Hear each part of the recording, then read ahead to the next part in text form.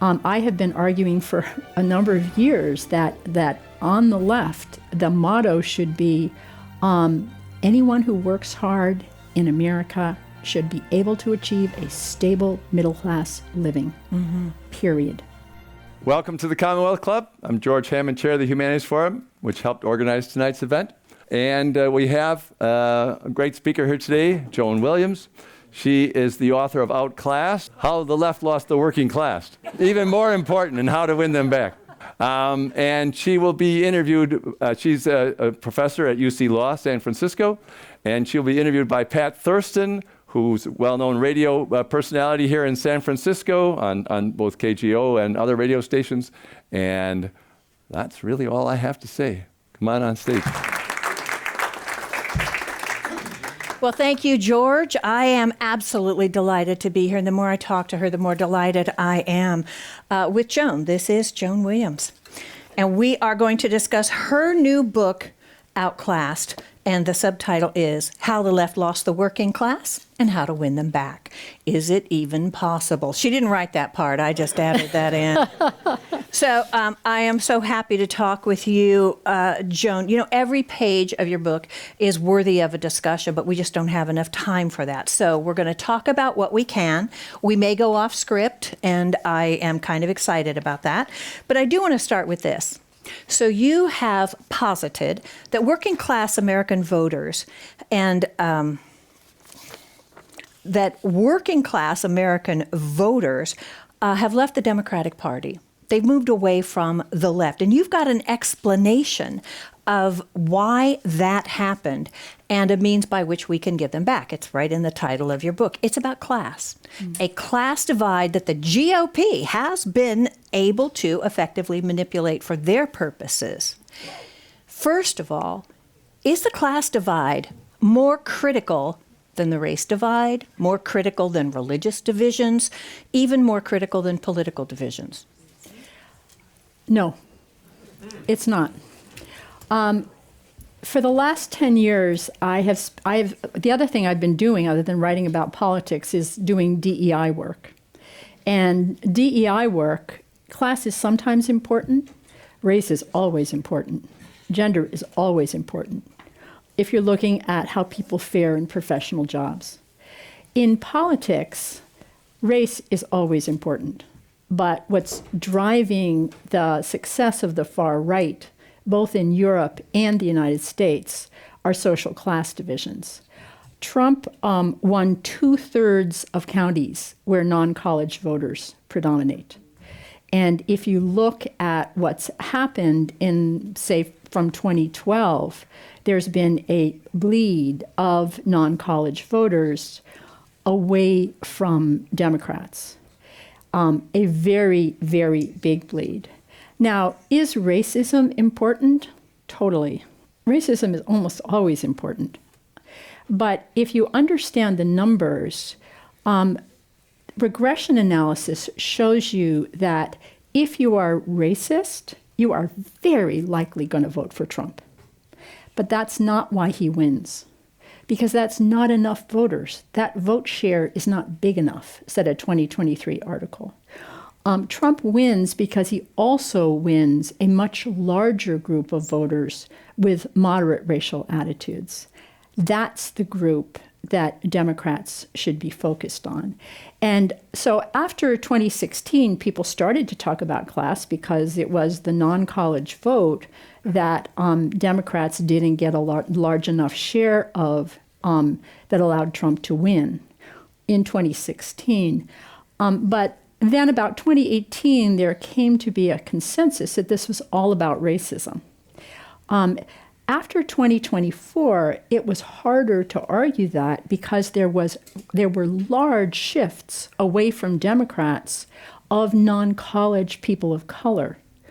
Non-college people of color shifted away from Democrats by 35 points.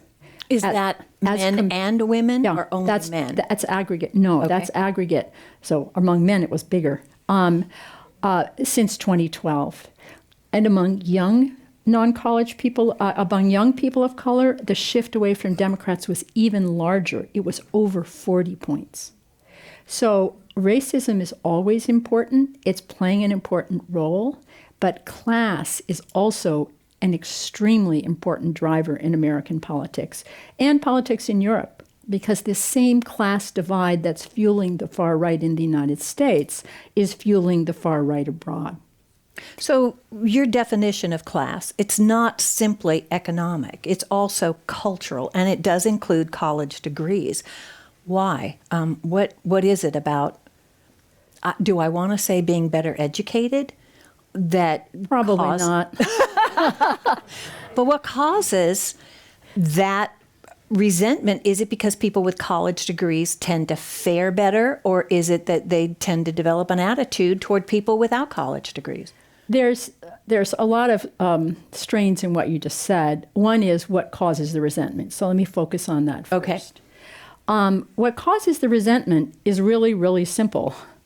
American workers used to have a fair share of productivity gains. In the decades after World War II, wages rose when productivity did. Mm-hmm. If that had continued, wages would be 43% higher than they are today. And in the 15 years before Trump was first elected, accounted for 3/4 of the post-World War II losses in wages.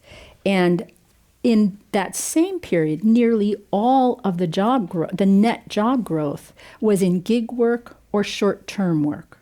So what causes the resentment? People have gotten screwed economically. Right. And they know it. It's very simple. Now, that is what causes the resentment.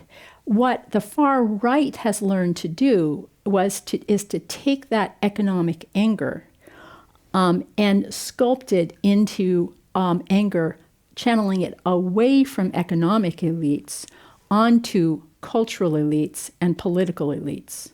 The sort of far right populist move is they're looking down on you, channeling the anger against cultural elites. The left populist move is they're robbing you blind.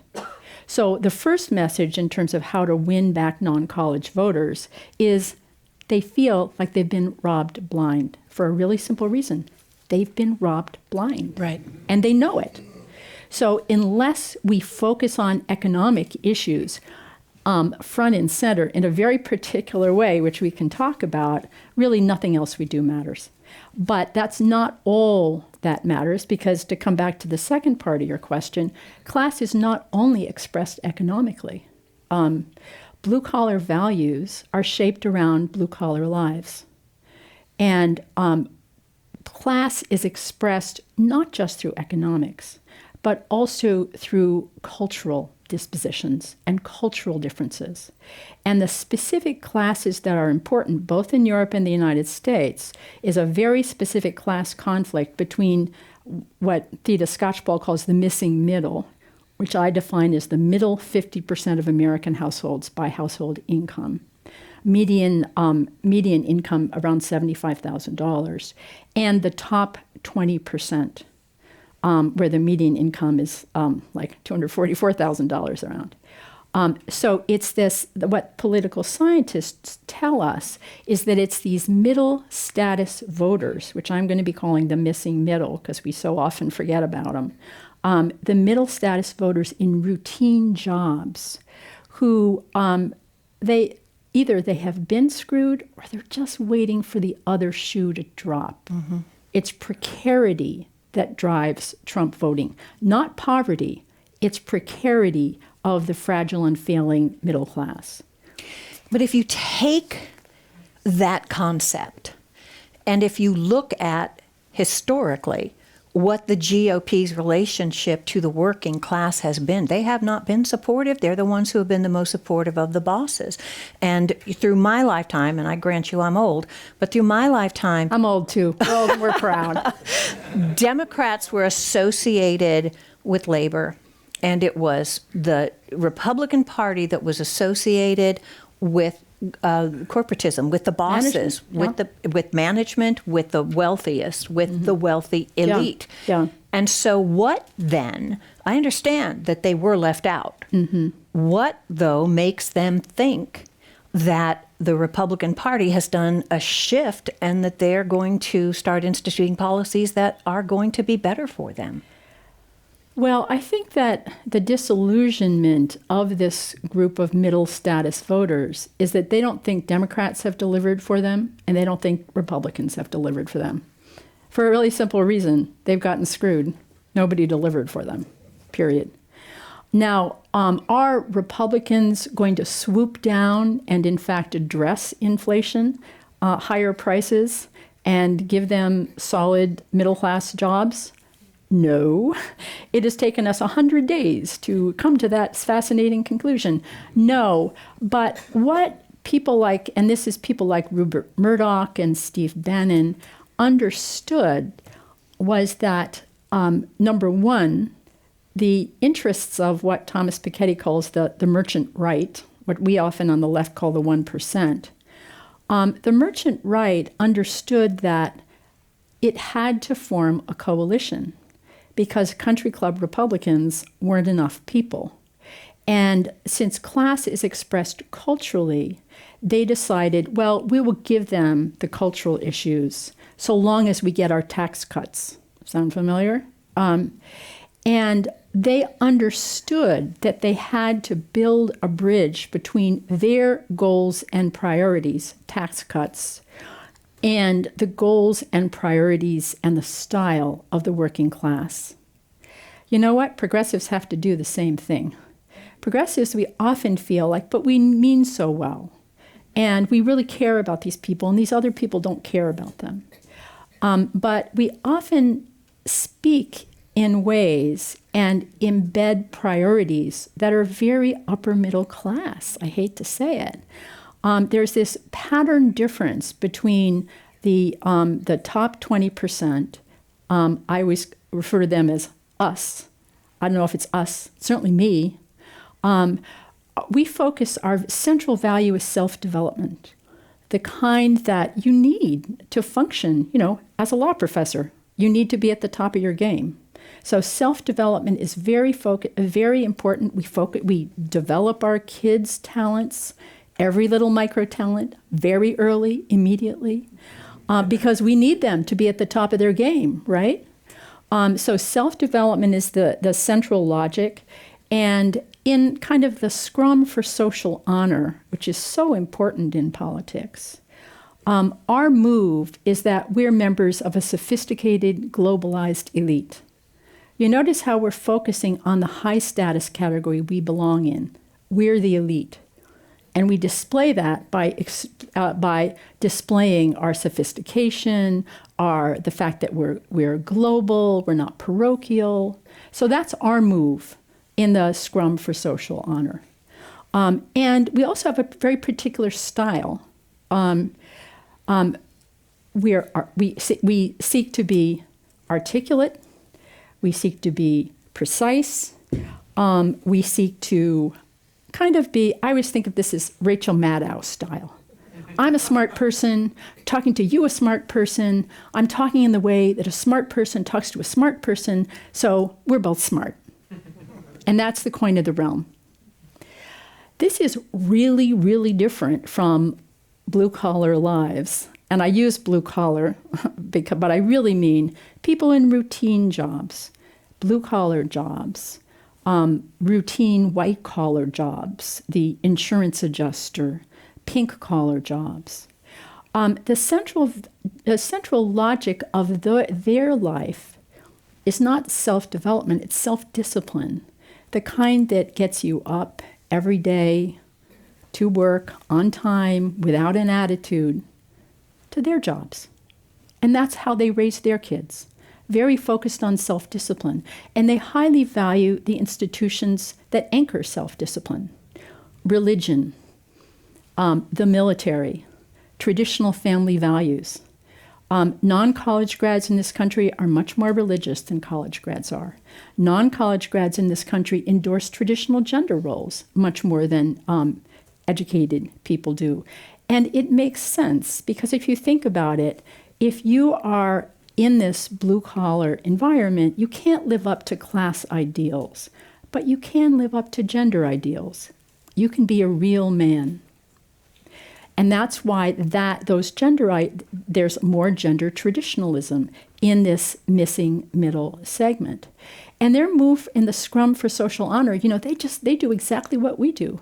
But while we stress our social class, they stress one of the only high status categories they can claim, which is being American.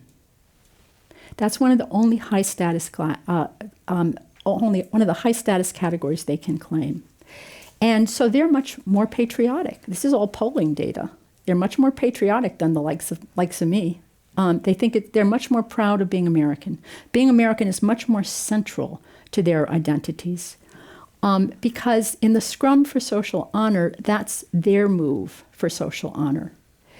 And in terms of style, they also, when we say, like, I have a policy for that, they don't feel like we're talking to them. They feel like we're talking to other college grads, and they feel condescended to. And what they prefer in the style culture, the blue-collar style culture, has a very specific kind of talk tradition, which is very different from our Rachel Maddow talk traditions. It's much more, sincerity is much more highly valued. We tend to value irony more than sincerity. Authenticity, bluntness. Trump doesn't sugarcoat stuff. Trump talks in a manner that's consonant with blue-collar style culture. And Fox News has been doing that for decades. Meanwhile, very often progressive candidates talk in a style that inadvertently sends the message that the only important audience is college grads. There's so much. Going back to religion, the military, being proud to be an American, and, the whole work ethic, which I think is critical. I think it's key. Yes.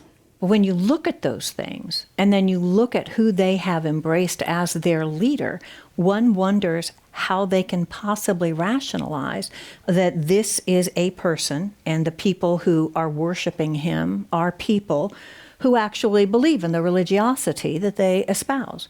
He doesn't know anything about the Bible. He doesn't want to know anything about the Bible. He doesn't know anything about religion or about spirituality. He has ridiculed the military, not just suckers and losers, but the military family, the Gold Star family. I know. That he ridiculed. John McCain, his attitude to, I like people who don't get captured. That kind of thing. I'm a veteran. And that kind of thing hurt me to the core. And I was shocked. I think in the higher echelons of the military, for the most part, not that crazy guy that he had as the NSA director initially, but most of the higher echelon of the military, they resent that. And the rank and file of military resent that. Military families should resent that. And when it comes to work ethic, he really has none. He doesn't pay people. So how do they actually justify their support of these cultural things that are so critical to their lives and what they care about and how we should be talking with them, when it was so easy for Donald Trump to sway them to his side when he actually rejects all of these things or makes a lie out of it? They respect truth. He doesn't tell the truth. They respect America. He doesn't respect the Constitution. I'm not here to defend Donald Trump. Not a Trump fan Thank is our God. Joan. Not a Trump fan. However, I am clear-eyed enough, I like to think, to understand this guy is incredibly brilliant at what he does. And he only does one thing. He catches hold of the anger, this economic anger, and this sense of being dissed, and he channels it. That's what Donald Trump does. That is the mind meld. Now, is it going to be enough now that tariffs are going like this and prices are going to rise and we may have a recession? No, it probably won't be enough. But if it ain't Donald, if we don't get this right, it's going to be someone else. Or nobody. Yeah. So I think it's very easy to deride people who vote for Trump. I think it's very short-sighted for us to deride people who vote for Trump, because what narrative are we reinforcing? It's right populism. They're looking down on you. So if so much of what we do plays right into the hands of the far right in ways that we are completely clueless about, and that is a good example. Another good example, just to look at the 2024 election, is what did, Kamala Harris started out using anti-elitist rhetoric, which, by the way, has been on Fox News for a long time. One study of Tucker Carlson's show found that he railed against elites in 70% of his programs. So Kamala Harris started to use anti-elitist rhetoric, and reportedly Democratic donors told her to cut it out. And my point is that to donors is that Republican donors are smart enough to know that they need to tolerate anti-elitist rhetoric, and Democratic donors need to wise up. Yeah. Because there's a lot of anger out there, and if we don't channel it, we know who will. I want to get to, what we need to be doing. But I first want to focus a little bit on... Oh, excuse me. Can I just go back and pick up another thread? No. Of course you can. Oh, yes. Man. You elitist, you. Please. The other issue the issue that we put at the center in 2024 was defense of democracy. And how many people in this room are concerned about the state of our democracy? We're the audience. That's what the polling shows. Defense of democracy was way up there among the likes of us, just making the heroic assumption that since you're sitting in a room at the Commonwealth Club in San Francisco, you are probably of a certain ilk, right? For people who voted for Trump, it was way down. What they had really high was inflation, which we were busy telling them was transitory, which wasn't true, and the economy. And that is a really good example of how, if you want to help Trump corrode democratic values, talk nonstop about how we need to defend democracy. That is just playing, I hate to say it, but that is another move that's playing right into the hands of the far right. And I'll just shift to another topic, and then I'll go back and follow your lead. It's okay. It's okay. How many people here would list climate change in your top 3 policy concerns? You know what it is for non-college voters? 14th. 14th. Now, is that because they're climate deniers? By the way, does climate deniers reinforce the far right narrative that we're looking down on them? Yes, it does. It's because this is a sign from the Yellow Vest movement in France. They said President Macron is worried about the end of the world. We're worried about the end of the month. That if we want to make progress on climate change initiatives, we're going to have to stop insulting people, and we're going to have to start to connect climate change with the things they care about in their everyday lives. I want to go back to that, but before I do, Jon Tester, former senator of Montana. I just love that guy. He's so great. This week, he was on television, and he was talking about farmers and ranchers. He's been a rancher. Ranching has been part of his family for generations. And he talked about how much they value their work ethic. And he said, and I think that this was really important, and I'm pretty sure you'll agree, that farmers and ranchers, and I would say the majority of blue-class workers, or blue-collar workers, They don't want government bailouts. They don't want handouts from the government. They don't want you to hand them a check because they can't make ends meet. These farmers and ranchers, they want a decent price for their goods. The checks from the government, they perceive as an insult. And what he said actually goes to your discussion of redistributive policies, using taxpayer money to fund social programs versus pre-distributive policies, which try to provide good blue-collar jobs through job guarantees, minimum wage laws, protectionist trade policies, and pro-union policies. By the way, Robert Reich today posted on what's the one, not Twitter, but what's the one that's replacing it? Blue Sky, which I'm actually on. I can't remember. I realized I didn't remember that. But he just posted today a new chart that shows that American worker support for unions has skyrocketed, absolutely skyrocketed, which makes me absolutely thrilled. But presumably, those policies would also focus on American ag and allow those farmers and ranchers to realize their own profitability through hard work without having to compete with big ag, because that's an issue that everybody should be concerned with, not just the farmers and the ranchers, but every single person in this room. Yeah. So who's doing any of that right now? Who's actually focusing on the creation of good blue-collar jobs? It's not going to happen by just trying to, bring manufacturing back to the United States. How long would that take? Is it even something that's feasible right now? But who's actually doing anything? Bill Clinton, after he left office, he said that there needs to be a New Deal that's focused on climate change, that's focused on renewable energy and Green good New Deal. And that was called the Inflation Reduction Act. good jobs in renewables. I agree with you in significant part. One thing I think is important is that I think we've eroticized blue collar jobs. And we've eroticized it? Yeah, like, oh my God, if we could only have blue collar jobs. Oh, okay. All right, got it. Blue-collar jobs are important. Manufacturing jobs are never going to represent the proportion of the American economy that they did in the 1970s. They're just not.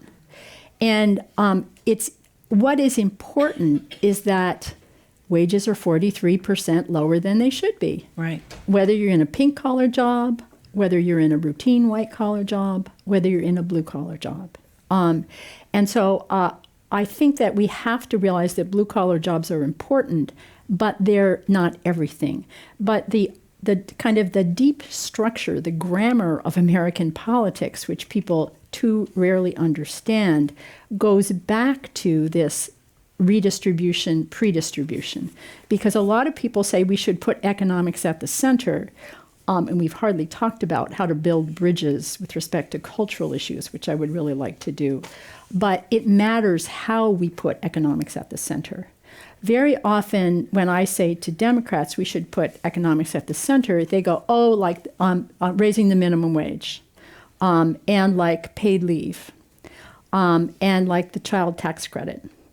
And what the research robustly shows is that Americans support government redistribution a lot at much lower levels than is true abroad. But 70 to 87% of Americans, and this pre-distribution word, it's just a fancy word for a fair labor market. I have been arguing for a number of years that on the left, the motto should be anyone who works hard in America should be able to achieve a stable middle-class living, period. Because the support for redistributive policies, for government redistribution, is much higher at the top and the bottom of the income ladder than it is in the middle. And the easiest way to understand this is, I do a lot with narrative sociology because, they talk to people. And one blue-collar housewife she was in the 70s, she was a housewife. She told a sociologist, I really don't like those government programs because they pit the have-a-littles against the have-nots. And what people want in this missing middle is the ability to work hard and achieve a stable middle class standard of living. Just what we have, by the way, right? Although Democrats really lost young people. Did you notice in the last election? Mm-hmm. They veered away from us by 19 points, shocking the hell out of a lot of people. And the reason I think they did shows the way forward economically, that young college grads, income inequality has gotten so bad, can't even achieve a stable middle class standard of living. Many of them are stuck in gig work. They can't get a full-time job. Even if they get a full-time job, they can't afford a house and they can't afford childcare.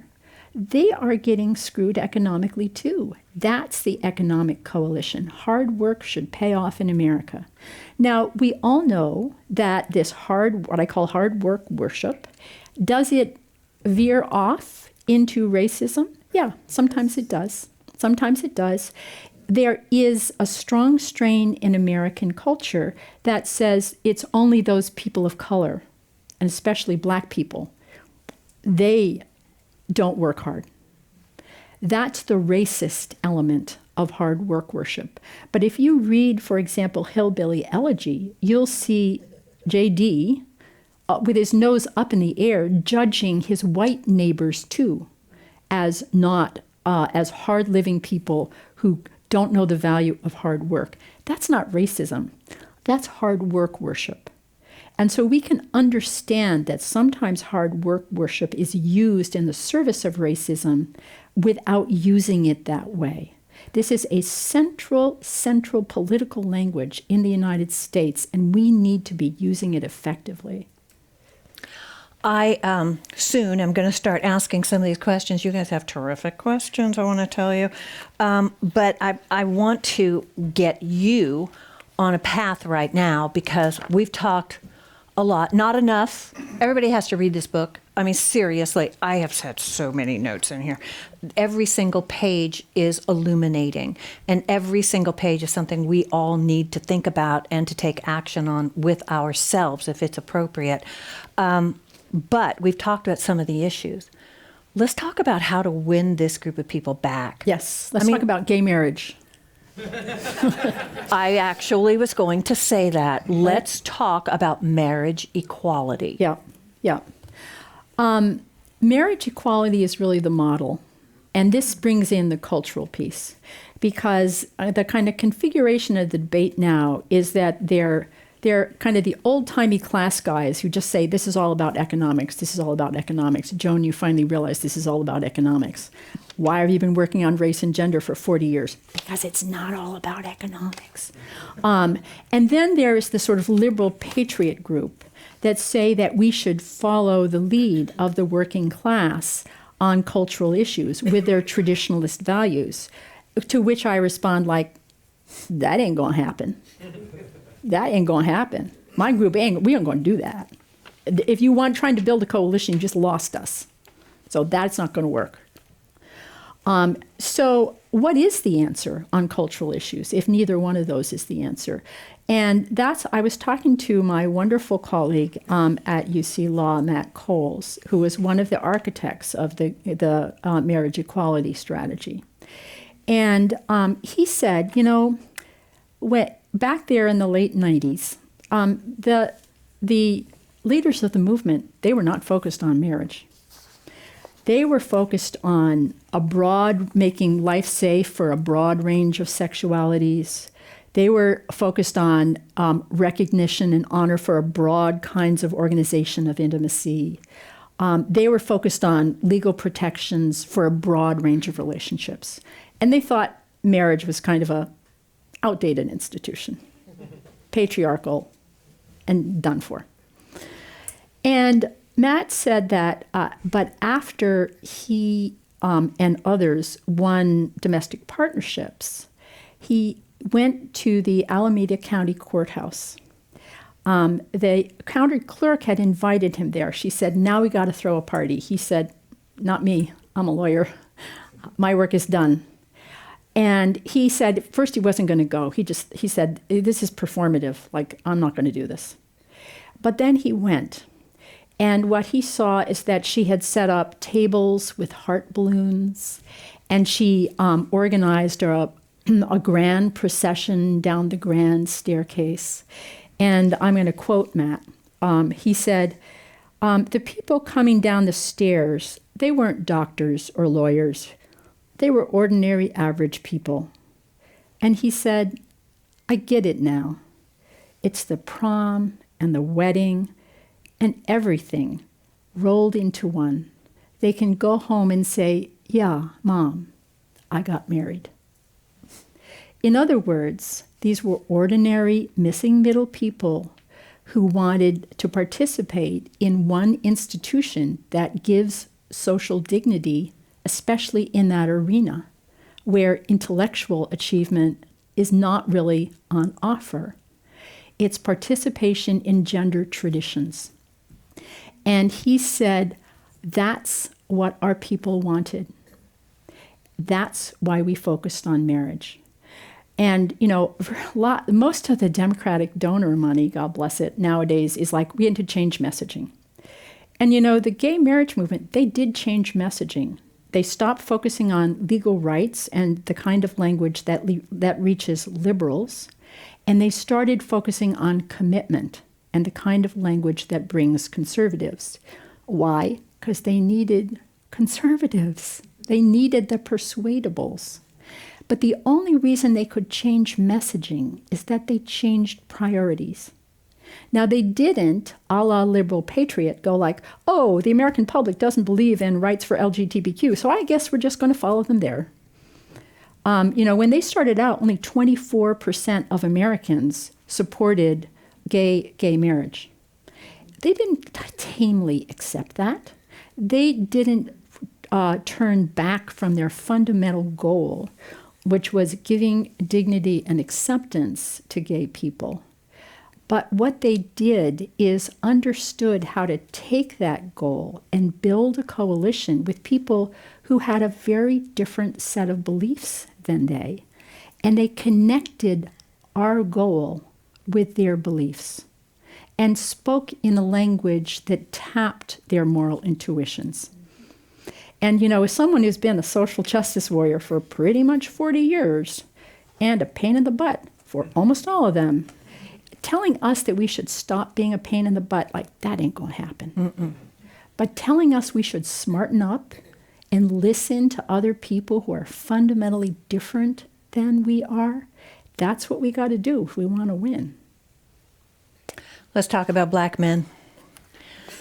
And it's directly related to what you just said. The question I wrote was, are there areas where the left needs to bend, and does that involve giving up one's principles? Because we're not about to do that. Black men, you point out that the rightward shift of black voters is concentrated among black men. And you use a quote from Ben Jealous, former president of the NAACP. Black men are both black and they're men. Illuminating, right? Is that supposed to explain their move to the right? I mean, as women and as people on the left, should we then somehow support the machismo attitude that allows men to elevate their status above women? I'm not sure, and I know you go into this in your book, I'm not sure what the plight of men is, the men who are embracing the far right, and I'm not sure how we should be reacting to it. I don't like their attitude against Kamala Harris because she's a woman. I don't like the whole macho, toxic masculinity thing at all, but it seems like because Donald Trump expresses it, they're embracing it and they are using it to pretend that that indicates masculine strength. I don't understand why we don't have a counter-Trump movement called MAWA, Make America Weak Again. That's what he's doing, right? Right. The masculinity is a very strong driver. We've been talking about race, but masculinity is, whoa. It's so, black men shifted away from Democrats by 30 points in the last election, 30 points. Partly it's that black men tend to be non-college grads. And non-college grads tend to look to gender ideals as ideals they can enact, unlike class ideals. So partly it's just a class. Is it a power thing? That they feel more powerful because of the traditional gender Well, there's roles? actually really cool social science where social scientists go in and they threaten men's masculinity. These are really fun studies. They go in and they tell one group of men, "Hey, you're pretty masculine."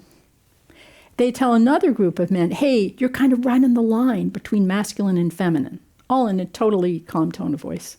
And they find that the men whose masculinity has been threatened were much more likely to want to buy an SUV, supported the Iraq War in wildly higher percentages.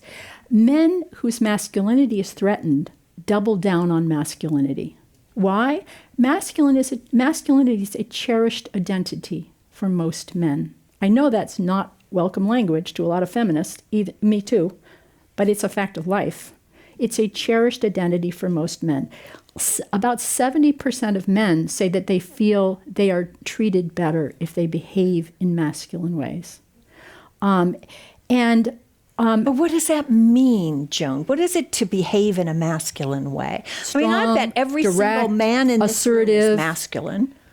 Listen, you're talking about someone who spent 35 years of her life trying to resculpt masculinity and femininity, right? Not a fan of the traditional packages. But we are talking not about my personal preference. We are talking about how to win elections so that we don't lose our democracy. There's a lot at stake here. And I think what we need to understand is that when you have a group of middle status men whose economic status has been seriously threatened for 40 years, they are going to hype up on masculinity. And so we can't cede masculinity to the other side. Now, do we need to, you notice I'm not using the term toxic masculinity, and you now know why. That is read as condescending. That merely helps the other side. But we can, our type can perform masculinity as well. One is just to perform what's called, in technical terms, the bad but bold style of masculinity that Trump enacts. He may be bad, but he's really bold. The person on the left who does that, and it's kind of, it's a tragic situation, of course, is John Fetterman. That's what I was afraid you were going to say. Now, John Fetterman is having health problems, and our heart goes out to him. But when he was on top of his game, he the other person who does this is Bernie. Yep. Bernie does this. Yep. But I mean, and how did John Fetterman, for example, deal with trans kids? He said, if you get your jollies by bullying children, I think you need another job. Right? He didn't cower. What he did is perform masculinity. So part of the answer is that we need our own people performing masculinity the way Bernie does, the way John Fetterman does, but that's not all of the answer. Because I just can't believe how we are letting Trump get away with his ownership of bad but bold. He is making America weak again. That's what he's doing. And why is he so obsessed with tariffs that are going to raise prices for the middle class? It's because he has this fragile ego. And he is convinced that he is going to make a great deal. And so he keeps, and the only kind of power he can understand is the power of the bully. And tariffs are perfect narcissism fodder. That's why he's doing this. And that's why he's not going to give them up.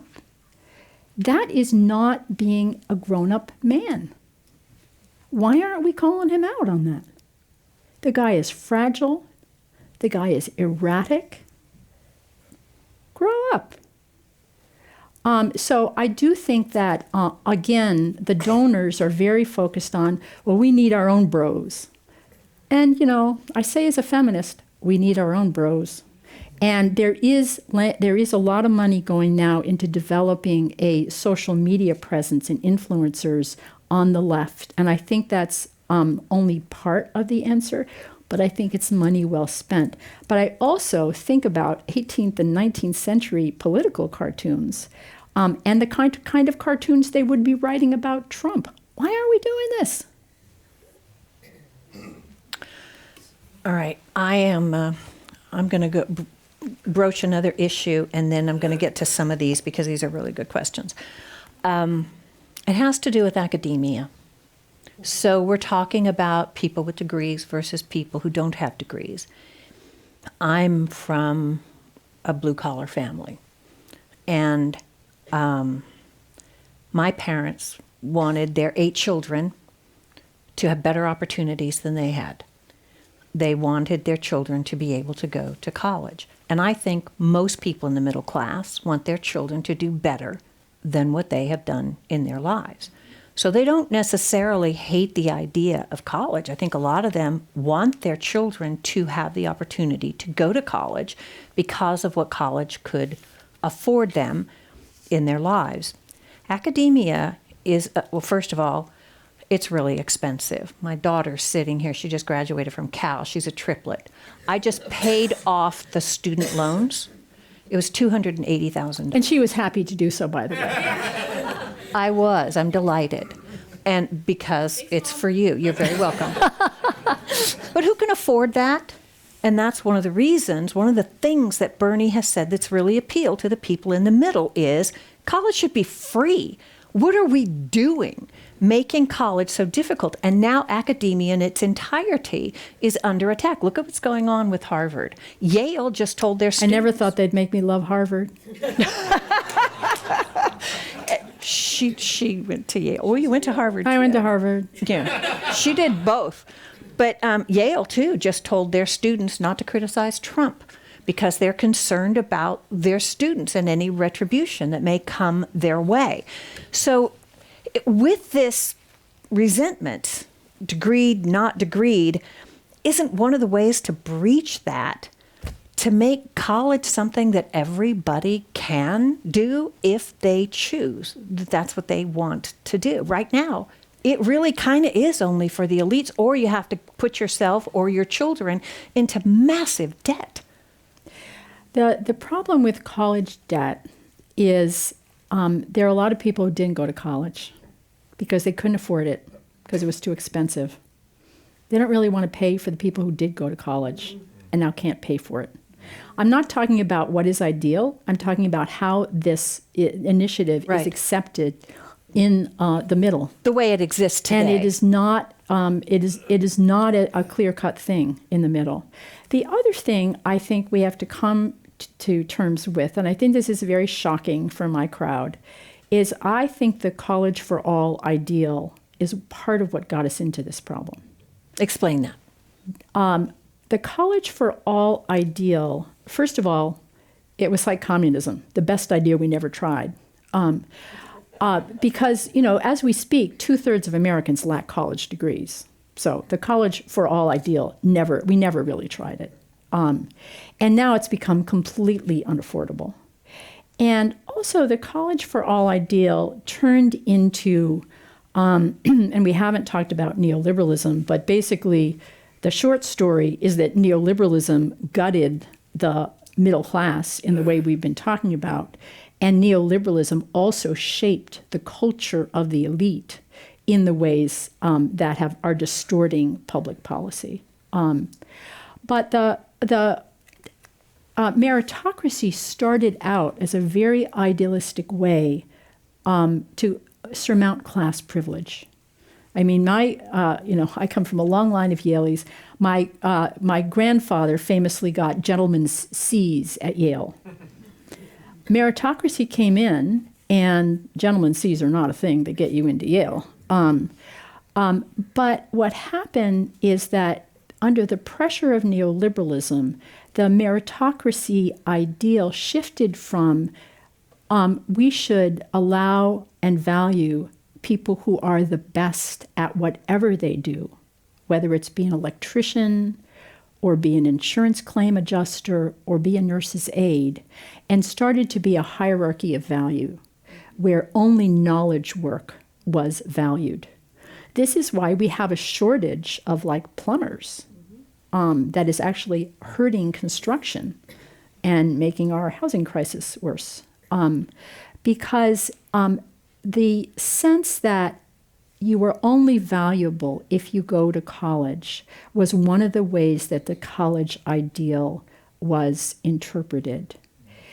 And it was read as very condescending to people who, I don't know if this is true of anybody else in the room, but I mean, I had a son who was learning disabled. Poor guy, he now has a PhD in electrical engineering from Duke. That was a lot of work on my part. It was a lot of class privilege on my part, right? If he had been ordinary working class guy, he is incredible spatial intelligence. He would have been a great mechanic. So we think about the college ideal as universal, but I hate to say it, I think it's really very, very class parochial. It should not be accessible to all? You're asking me what I want. I don't know how to get there, but I think that we should value blue-collar jobs. We should value non-college, non-knowledge work jobs, and we should make I would like to give every American kid the opportunity to end up in a job that's suited to their skills at public expense. That's what I would like. Yeah. So that would make it accessible to everybody. Would also should they choose to take that path. Huge increase in the funding of vocational schools is what it would be. Exactly. We used to actually have a lot of vocational schools when I was in high school, and it was noble. And the college for all ideal. All right, I'm going to give you a couple questions. You've answered some of these already, but these are coming from our audience. You're brilliant. You're really good at this. You should be sitting up here, each and every one of you. The term progressive has been co-opted. The right succeeded in making liberal a dirty word. Now, liberals and neoliberals say they're progressives. We should be careful about how we use that term.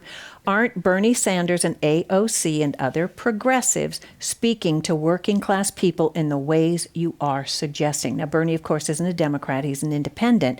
But he was very successful in appealing to voters. Many voters, he says here, I would say voters across the spectrum. The neoliberal Democratic Party leadership prevented him from winning, even from really being able to run the race. I just added that last comment. There were quite a number of Bernie to Trump voters, as you know, people who supported Bernie in the primaries and ended up voting for Trump. Right. They both channeled anger against the elites, including economic elites, which Republican donors were smart enough to know was going to work for them because they had no intention of letting Trump take any action against him, which he didn't, and he's not. But I think of the anti-oligarchy tour that AOC and Bernie just completed as, remember, they showed up in very red states and had very large crowds. And enthusiastic crowds. And that just shows you the power of anti-elitist rhetoric. We need to connect with the anger against elites. Thomas Franks. I actually had a question in here, too, about Thomas Franks, and I crossed it out. Because you mentioned Thomas Franks and what's the matter Thomas Frank, excuse me. What's the matter with Kansas? Yeah. And he was, I think, the first person who I think I heard say that the working class, the middle class, didn't abandon the Democratic Party. The Democratic Party abandoned them. Mm-hmm. So is there any correlation to your book? Is the question. Thomas, what's the matter with Kansas has become emblematic for saying these dim-witted voters are voting against their own self-interest. Now, what it was actually was a lot more complicated than that. But that's what that is, and you wouldn't believe how many people tell me that. These are dim-witted voters are voting against their self-interest, and I go like, do you understand why they don't like you? Rather than trying to understand that they were so angry at everything and everybody that they decided to vote for this joker because at least he was naming their problem. Part of my book is called What's the Matter with Kansas, and it describes the culture of the working class, how our values reflect our lives, and our lives reflect our privilege or lack of it. Another whole section of my book is called What's the Matter with Cambridge? How our own class parochial views fuel the far right and, frankly, fueled the shambles that was the COVID response in the United States. That would take another week to discuss. I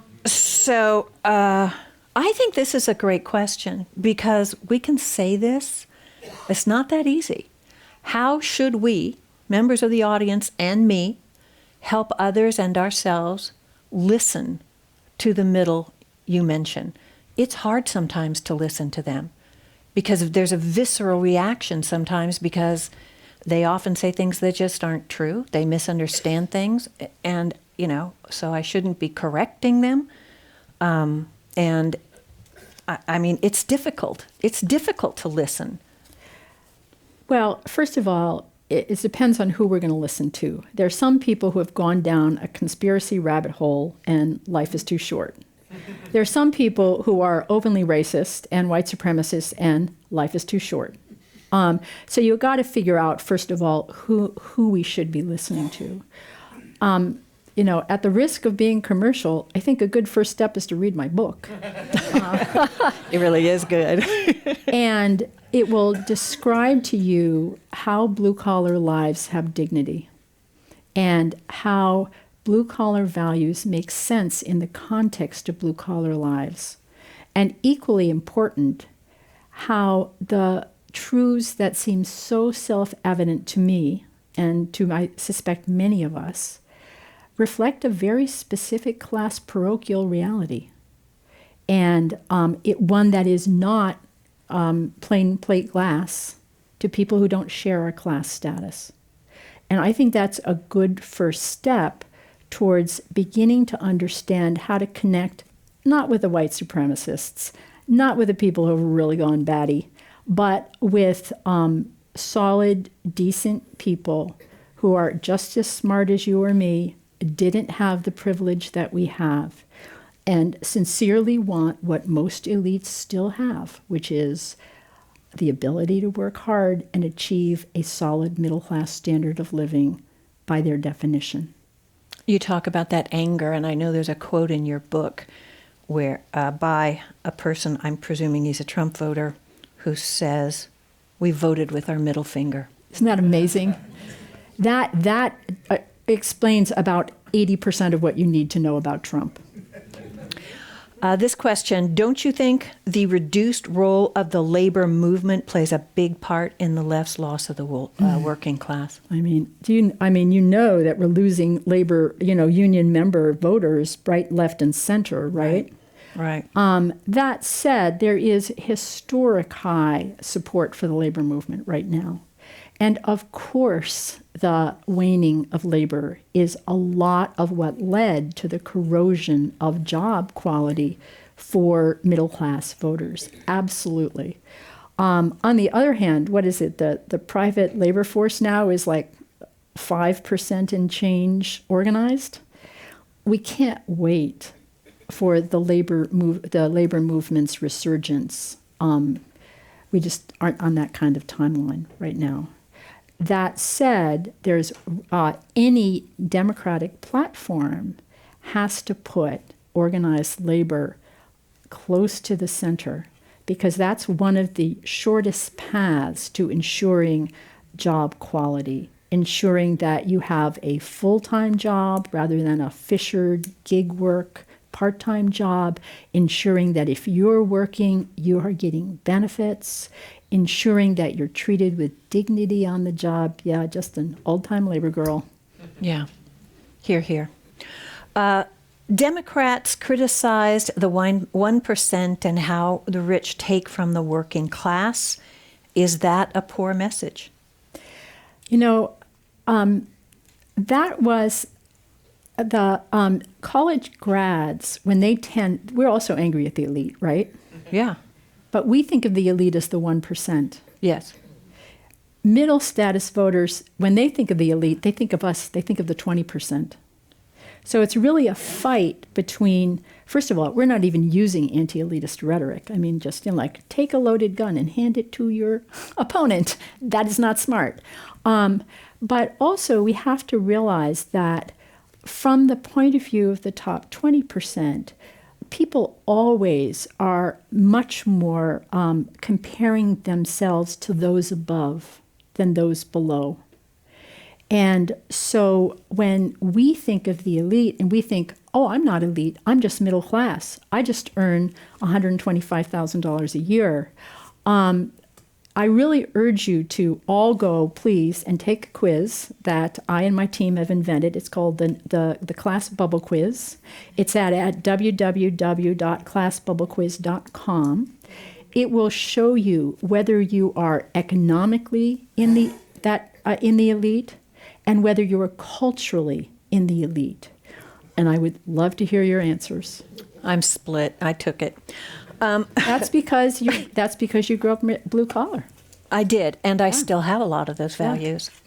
Me, I was 100% elite. Okay, then, why are elitists, and I'm talking about the 20% and up, unwilling to adapt our rhetoric? I'm confused by the question. I think the question means that there's a way that we can pose things without condescending, without insulting people, with understanding the lives of people who are not in that elitist class, the upper 20%. And yet, elitists don't want to do that. We want to talk in a sophisticated way. We want to present facts. We want to try to, talk with you about the broader picture instead of looking at your life and seeing what it is you're struggling with and telling you that we understand and there are ways to get there for you too. I think you just beautifully answered the question. I mean, the merchant right doesn't want us talking about income inequality for obvious reasons, right? Right. Why the cultural right doesn't want us talking about cultural elitism is basically identity threat of but we're such good people. We really care about those who are less privileged. But if you think about our feeling rules, as Arlie Hochschild would say, who is our kind supposed to feel really empathetic and concerned for? Certainly trans kids, certainly people of color, certainly immigrants, but poorly educated people, they're deplorables, clinging to guns and religion. That structure of feeling rules basically puts a target on the back of all of the groups that we're trying to defend. It just doesn't make sense. Even though it's true. Well, I think that certainly, and this is certainly one of the tips that those of us who aren't religious can take from religion, is the solution is not to contract empathy, but to expand it. And not to belittle. Not to belittle people, and especially, assuming that we are progressives in this room, belittling people because of their lower social status than us is undignified, and it's inconsistent with our values as progressives. I'm going to ask you one more question. And you can't answer this for an hour, okay? Please discuss how illegal immigration accentuates the divide. That is a complicated question. There is no far-right movement that has been successful without putting immigration at the center. And immigration, other than inflation in the economy, is the third reason that Trump won. Why is immigration such a beautiful issue for the far right? It's because it is a nice little package that combines economic anxieties. It's not that the merchant right stole your proportion of productivity. It's those immigrants stole your jobs. And it functions culturally, because to the extent that the top 20% is emotionally bonded with immigrants and very condescending towards people who are rooted and patriotic Americans, it triggers anger, that anger against they're looking down on you anger, which is the move of far-right populism.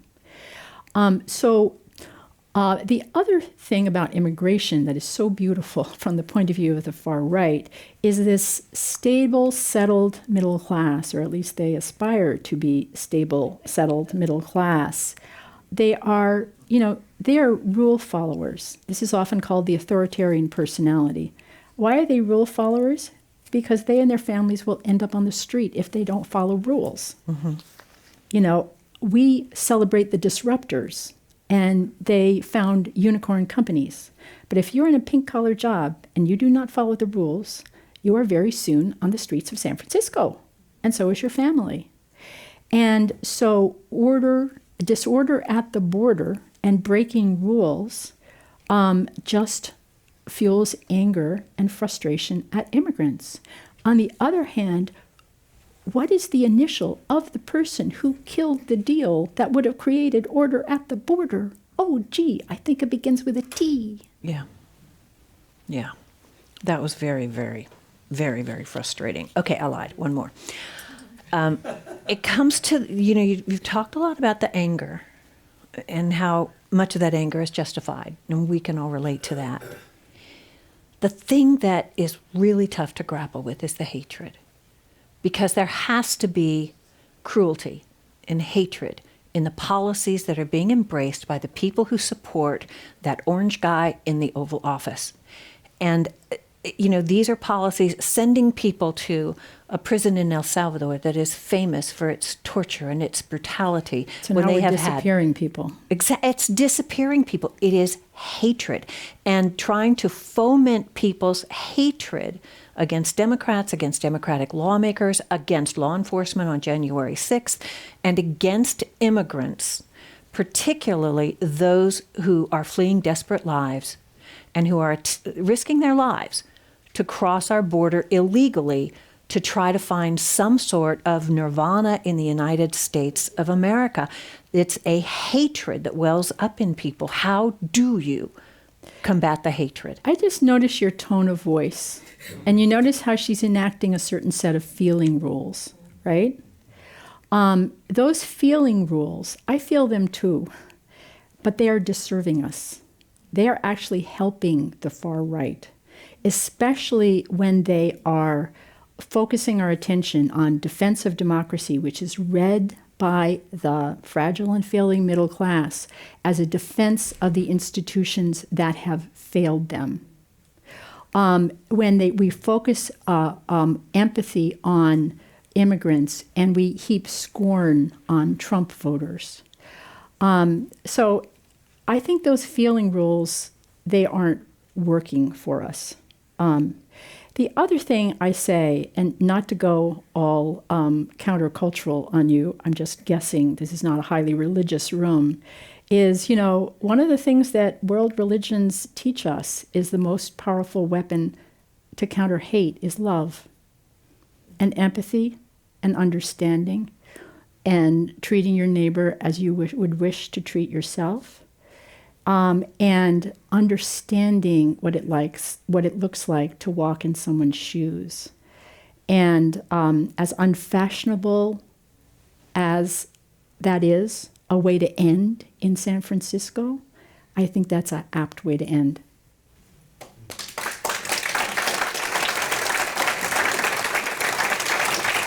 Thank you. Thank you so much, Joan Williams. The book is Outclassed: How the Left Lost the Working Class and How to Win Them Back. We have barely scratched the surface of the things that are in this book. I encourage you. You can pick one up out here. You can pick one up at your local bookstore. Support local bookstores. It's absolutely fabulous. We all have a lot to learn from this. And once again, I thank you, Joan. Bookstore.org if you don't want to use Amazon. Just saying.